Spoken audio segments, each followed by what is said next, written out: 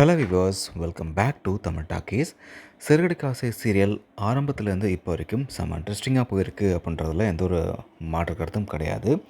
ஆனால் கொஞ்ச நாளுக்கு அப்புறமா ரோகிணியோட அந்த ஆட்டம் அப்படின்றது ஆரம்பிக்கும் பொழுது, ஸோ அந்த ரோகிணி எப்போ மாட்டுவா, எப்படி மாட்டுவா அப்படின்ற ஒரு எதிர்பார்ப்பு மட்டும்தான் வியூவர்ஸ் மத்தியில் இருந்துட்டுருச்சு.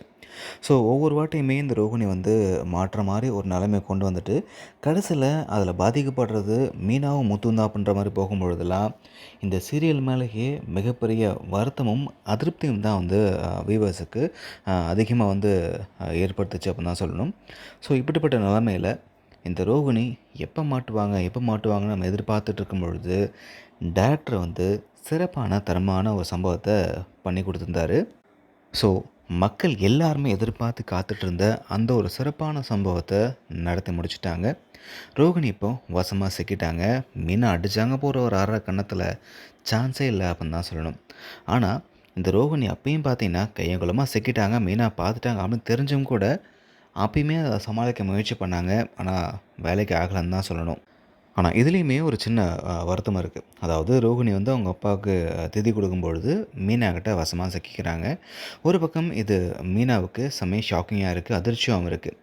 ஸோ இவ்வளோ நாளாக எல்லோரும் ஏமாத்திருக்கியே அப்படின்னு சொல்லிட்டு ரோகிணியை செம்ம கோவத்தில் வந்து ஒரு அரைகிறாங்க.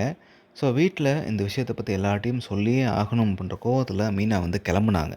சரி, ஓகே, இந்த ரோகிணி கதை முடிஞ்சது, அவன் மாட்டிக்கிட்டான் அப்படின்னு நினைக்கும் பொழுது தான் ரோகிணி மீனாவுக்கு ஒரு செக் வச்சுட்டாங்க. என்ன அப்படின்னா, ஸோ இந்த பிரச்சனைலேருந்து தப்பிக்கிறதுக்காக இந்த ரோகிணி வந்து இந்த உண்மையை நீ வந்து வீட்டில் சொன்னீங்க அப்படின்னா என் வாழ்க்கையே போயிடும். ஸோ நான் கஷ்டப்பட்டு இந்த வாழ்க்கையை வந்து தேடிக்கிட்டு அமைச்சிக்கிட்டேன். நீங்கள் இந்த விஷயத்த சொல்லிட்டீங்க அப்படின்னா நான் உயிரோடவே இருக்க மாட்டேன், நான் செத்து போயிடுவேன் அப்படின்னு பிளாக்மெயில் பண்ணதால் மீனா அப்போது இந்த விஷயத்த வீட்டில் சொல்லாமல் மறைக்கிறாங்க. ஸோ இதனால் இப்போது ரோகிணிட்ட லாக்கான மீனா இந்த விஷயத்தை பற்றி வீட்டில் சொல்ல மாட்டேன் அப்படின்னும் ஒரு வாக்குறுதி கொடுக்குறாங்க. இப்போது இதனால் மீனோட வாழ்க்கை தான், அதாவது அந்த சித்தர் சொன்னார் இல்லையா, அதனால் மீனா வாழ்க்கை தான் இப்போ வந்து பிரச்சனை போய் நிற்க போகுது.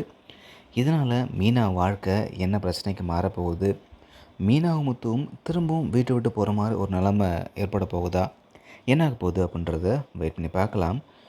என்ன ஆக போகுது, உங்களுக்கு என்ன தோணுது அப்படின்றத கமெண்ட்டில் பதிவு பண்ணுங்கள்.